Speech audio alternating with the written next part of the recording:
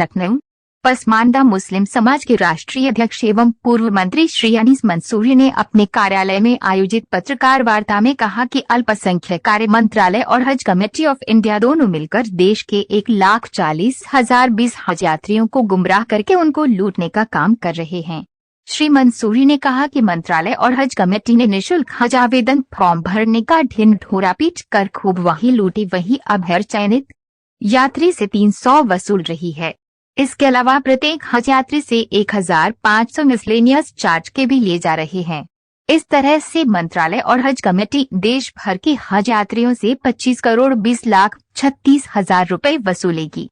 उन्होंने कहा कि मंत्रालय और हज कमेटी दोनों सेवा की संस्था न होकर हज के जरिए पैसा कमाने पर तुली हैं। श्री अनीस मंसूरी ने कहा कि मंत्रालय और हज कमेटी के कुप्रबंधन की वजह से ही इस साल सबसे कम लोगों ने हज जाने के लिए आवेदन फॉर्म भरा है।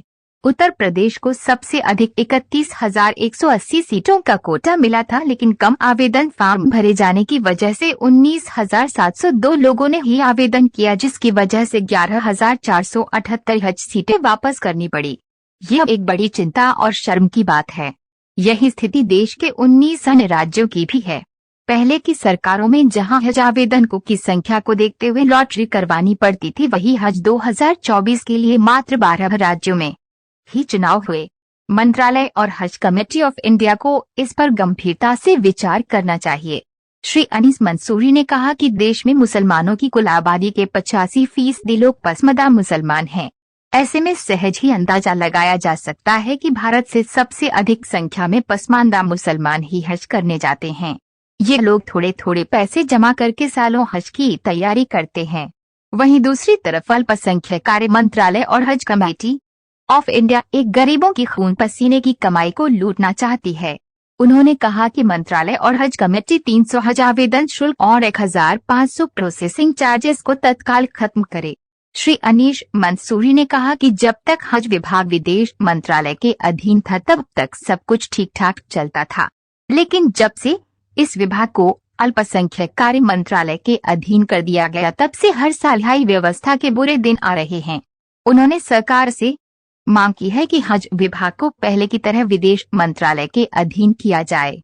इस अवसर पर खुर्शीद आलम सालमनी, मौलाना इलियास मंसूरी, हाजी शब्बन मंसूरी, मोहम्मद रिजवान, पप्पू कुरैशी के अतिरिक्त गणमान्य लोग मौजूद। साथ कहना पड़ रहा कि इस बार जो उत्तर प्रदेश को कोटा मिला 31,180 का, और जिसमें से केवल 19,702 लोगों ने आवेदन किया है। अब सोचिए, हमको 31,180 का कोटा मिला और आवेदन करने वाले लोग हैं 17,702 लोग।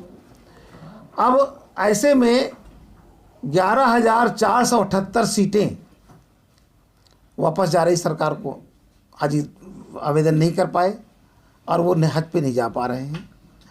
अब बड़े अफसोस के साथ कहना पड़ रहा है कि हमारे लोगों के साथ इस तरह क्यों भेदभाव किया जाता है, जबकि 19 राज्यों में मुझे लगता है कि जो 19 राज्यों में ऐसे 12 राज्य हैं जहां पर अभी भी लॉटरी सिस्टम से चयन हुआ है, लेकिन हमारे उत्तर प्रदेश के अंदर अभी पूरी सीट 11,400 सीटें खाली जा रही हैं। सर, एक नारा था हिंदू मुस्लिम सिख ईसाई गंगा जमुना तहजीब थी, उसमें जब भी कोई प्रोग्राम हुआ करता चाहे किसी तरह का भी होता था, उसमें सरकार जो है बहुत सहयोग करती थी। जैसे कुंभ का मेला होता है, बहुत भव्य होता है, उसमें सारी चीज़ें जो है गाड़ियाँ भी लगाई जाती, सब कुछ होता है। क्या इसमें कोई भेदभाव है इस तरह का लेकर के अपनी तरफ से?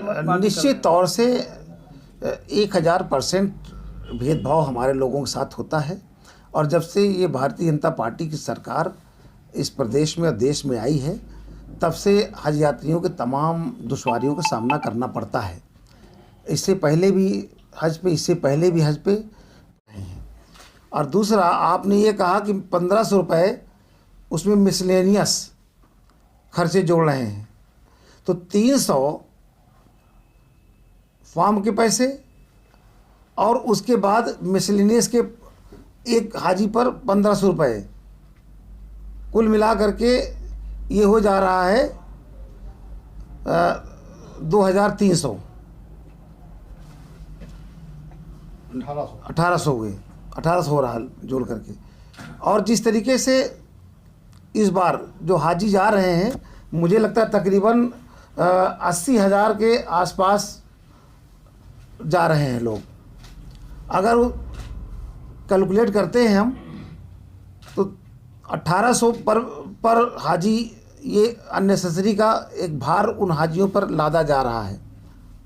तो कुल मिलाकर के अगर हम पूरे देश में सारे हाजियों का जोड़ते हैं, जो लोग अभी जिनका फॉर्म भर गए हैं, जो जाने के तैयार हैं, तो तकरीबन 25 करोड़ 20 लाख 36 हज़ार रुपये हमारे तमाम हाजियों से सरकार वसूल रही, लूट कर रही है। इसलिए ये प्रेस कॉन्फ्रेंस की ज़रूरत पड़ी कि 25 करोड़ 20 लाख 36 हज़ार का एक बहुत बड़ा अमाउंट है जो हमारे इस देश के तमाम हाजी हजरात हज की यात्रा कर रहे हैं, उनके लिए। तो सरकार एक तरफ तो ढिंढोरा पीटा कि हाँ साहब form free form free form free, आपने उसका तो खूब हो हल्ला किया, उसका आपने श्रेय लिया, लेकिन बाद में अब जब खर्चे जुड़े जा रहे हैं, जब पहली किस्त जारी किया, अभी सरकार ने पहली जो किस्त जारी किया उसमें इन्होंने उसको उठा करके 1800 जोड़ दिया है। तो मेरा मतलब ये है कि